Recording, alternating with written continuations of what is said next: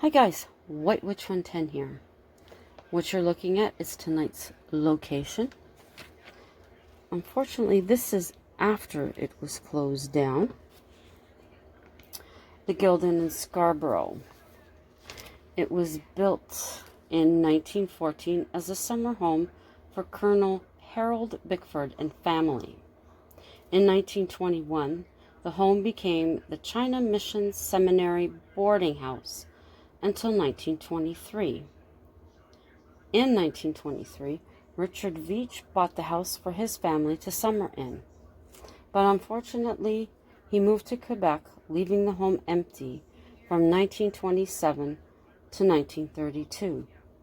And that year, Rosa and Spencer Clark bought the house, turning it into the Guild of Arts. They were there until 1942. The Women's Royal Canadian Naval Service were housed there in secrecy until 1943. And in 1944, the government turned the property into a recuperative center for war veterans with nervous disorders, and patients were there until 1947. Now, a woman who worked at the Guild spoke of a feeling of being watched and followed through the hallways. The woman above, her mother, also worked there for many years.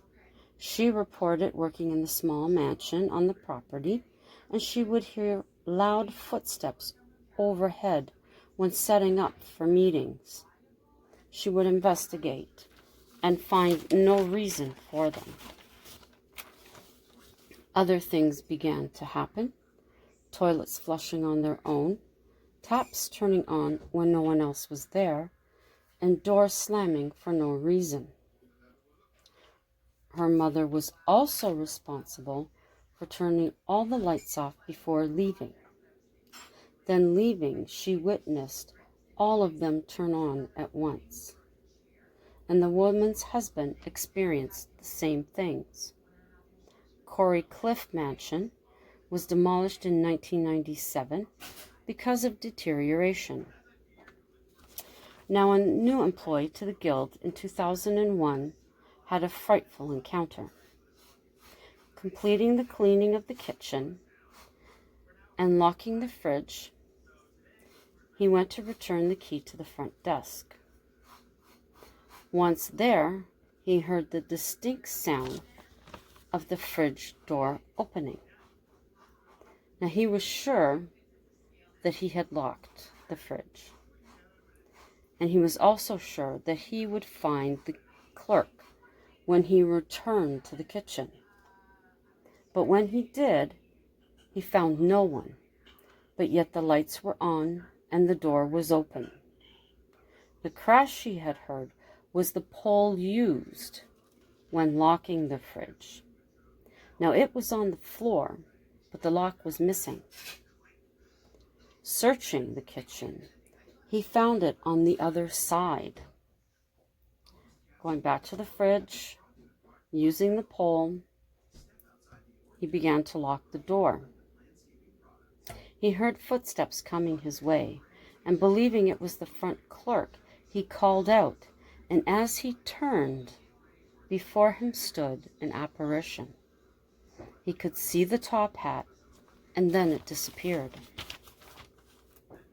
A paranormal team were in the tunnels underneath the Guild. They entered a room, an empty room, and a female member noticed a human-type form in the corner. Two others began to move the entity on. While this was happening, one investigator's attention was drawn back to the tunnel. A figure was coming down and stopping just short of one of the other members. Now, during this time, the mass in the corner had disappeared. On September 24th, 2001, two investigative teams were in the Guild. Hearing footsteps in the empty attic, they went to investigate. One member experienced a pulling inside his chest. On October 13th, 2001, A sensitive was with the group. She claimed to see a young boy with one eye blue and the other brown. The team came to find out, through a resident of the inn, that he had had dreams of such a boy. Door handles to adjoining rooms are known to turn, and severe temperature changes also. One member was getting ready to leave when the jewelry that she had placed on the dresser was gone. A thorough search of the room brought nothing. And then, speaking out respectively to the spirit, requesting that they be returned, they turned to find them neatly placed on the bed. In March 2002, a guest to the guild left his room for dinner. It was his habit to close curtains in any room in any hotel that he stayed in. But upon returning to his room, he found the curtains wide open. Another guest spoke of noises in the hall and seeing a woman in a blue dress.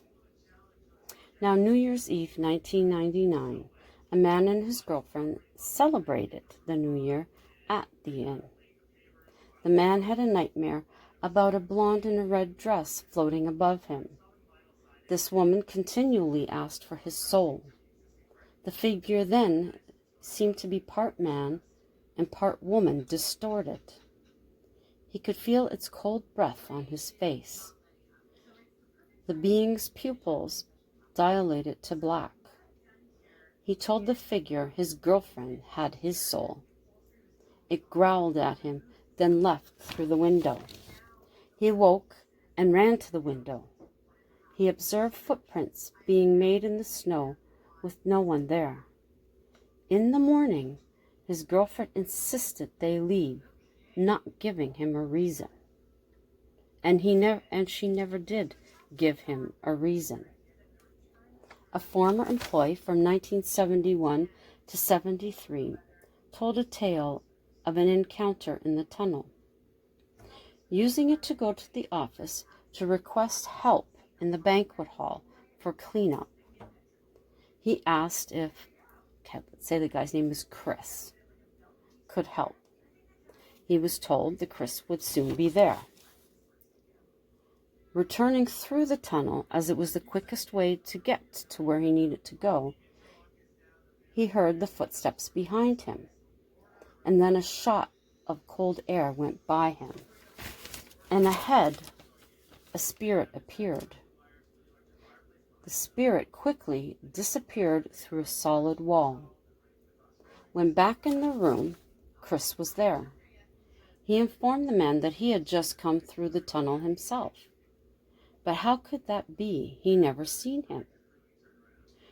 Chris said he also heard footsteps in the tunnel, and he had the same cold feeling, which caused him to quicken his pace to get out, and he never looked back. Now, an eccentric woman who ran the gift shop took the employee above to the exact spot where the spirit had disappeared. She explained, this is where they come out, and it was their passageway between them and us. And she had no knowledge of this employee's experience. A female employee was setting up for a meeting the following day. Hearing voices, she went and asked a male colleague to help her. Getting to the building, lights were on the second floor. Problem is, she had never been up there. When she left, there was a man and a woman climbing the stairs. This is when she went to get help. He went up the stairs to turn off the lights. Even though he was afraid, he had a crush on her.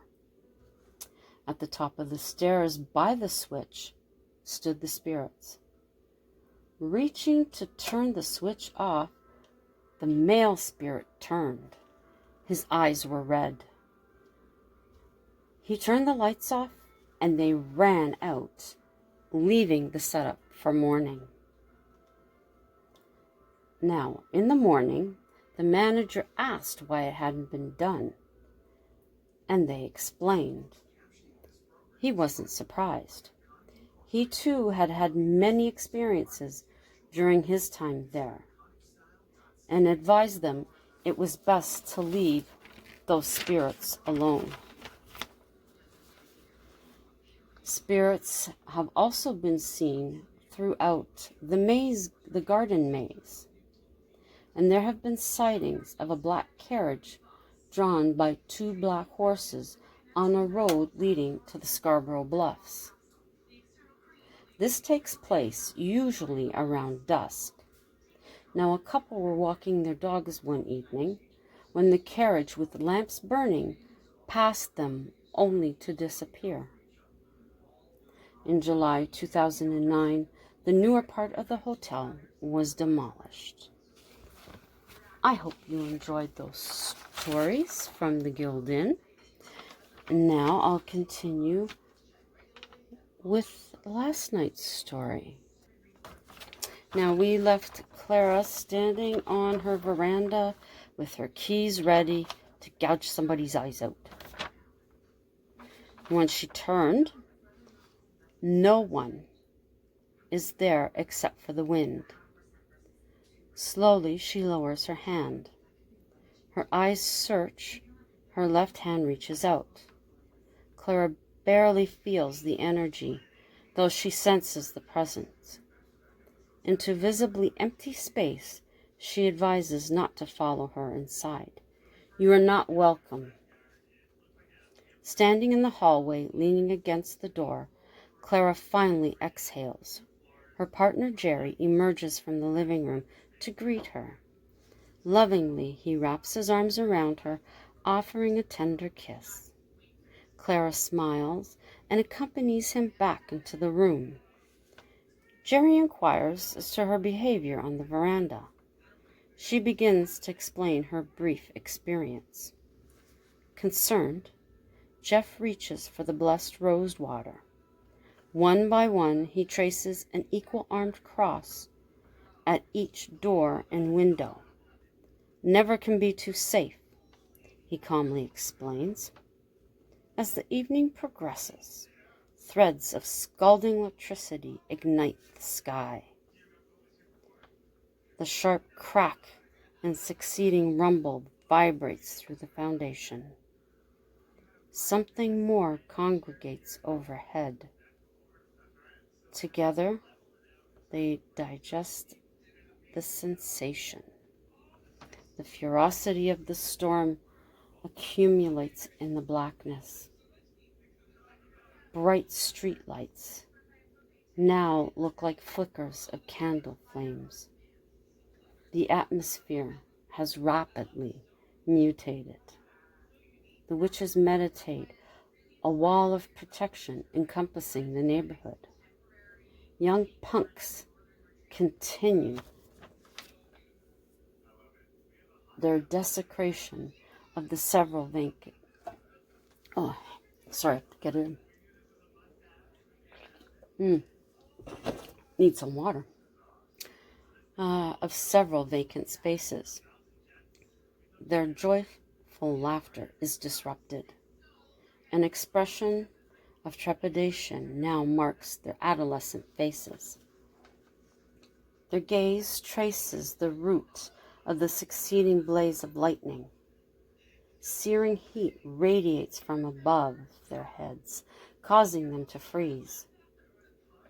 They hear it connect to an aerial on top of a building only a few feet away.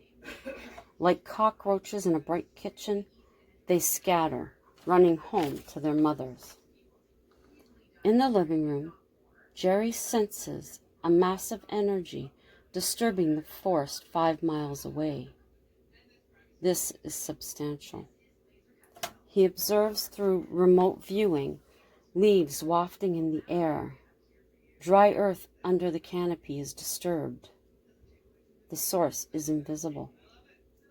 Can you see it? Clara asked. No, Jerry answers, his voice full of failure.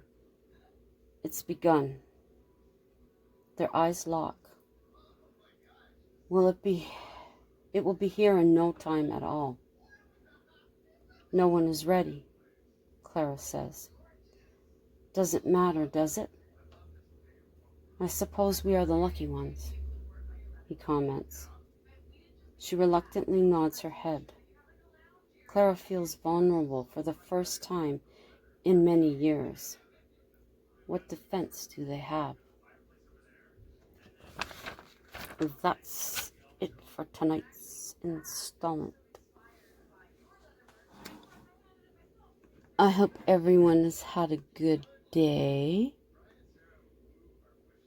Our day was overcast and rainy. It was still raining when we got home. I don't know what it's like now out there. Even though I was out on the balcony very quickly, I really didn't pay attention, but it didn't seem too cold, which is good. And they're still saying we're going to get temperatures of 19 for Saturday and Sunday. So we are very happy about that, even though we really can't go anywhere. That's okay. We can sit out on the balcony, bring up the good chairs, and relax. Today at work, it was kind of busy, loud with the renovations, that's for sure. It was constant all day. And then, of course, at the end of the day, it's quiet, and you're like, hey, wait a minute. It's quiet. And I didn't even notice it. Yeah, there were a few more people at work today. Although some weren't there. I don't think we're there for too long, but still in all, it was nice seeing them. One woman, she hadn't been in since March 12th, she said. So I told her it was good to see her. And her sister is staying with them, and she was taking care of her and her husband's son, because her husband also works where we are. So I thought that would be, that's a nice thing for her sister to do, to give her a break, to come into work and see some familiar places. And she noticed how things had changed with the renovations going on.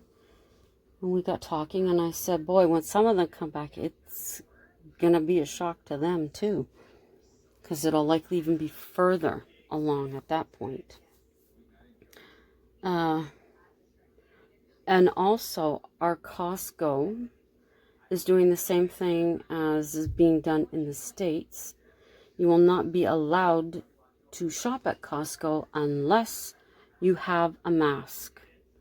Now, hubby and I have been wearing one every time we go out, so that's okay for us. A couple of people at work weren't too thrilled about it, but it's better to do it for everybody. And we don't know which Costco, I don't think, but there was a couple of employees that were diagnosed with the virus, so it's for your own safety. That's about the only... I know, I am being distracted. What am I being distracted by? Looks like somebody has a light on in one of their windows across the street in the neighborhood. I don't think they have curtains. People, if you don't have curtains, and I've said this before, if you don't have curtains on your windows, and people like myself are walking by, don't be shocked or upset if we look in. I mean, that's like an invitation to see what the heck your place looks like, as far as I'm concerned, anyway. And Boo Boo's sleeping. Hang on. There's Boo. See, he's sleeping. He's a good kitty. Oh, it's like he knows. He just knows. Don't you? Say hi, Boo. You go say hi. No. Let's see that eyeball. Let's see that eyeball. Ooh. That's when that foot comes up. He's like, piss off, Mom. Well, I have chosen some things for these. I'm not going to do them tonight, of course. For the yellow, I've got the gold beads. Possibly this. I mean, I'm just obsessed with putting this on top of one of them. And these butterflies, possibly. Not 100%. Of course, this is getting the little green bird. And then this one is getting, of course, the yellow. I'll be putting some of these on it. And it'll be getting this. And maybe these. I'm not 100%. That could all change. I'm not sure. But I like the yellow. That's really pretty. Nice and bright. Very summery. Anyways, thank you for dropping by this evening to see where we were going to today, haunted-wise. I hope you enjoyed this installment of the story as well. I'll be working on it tomorrow, as usual, at work, before and at lunch, unless I get distracted by something. Thank you to all my loyals for coming by. It's greatly appreciated. Love you much. Oh, this is what I meant to show you guys. See? Distracted. I got these at Christmas. There's... Focus. Focus. Okay, why aren't you focusing? Here, I'll put you there. I got that one. That one. Whoops.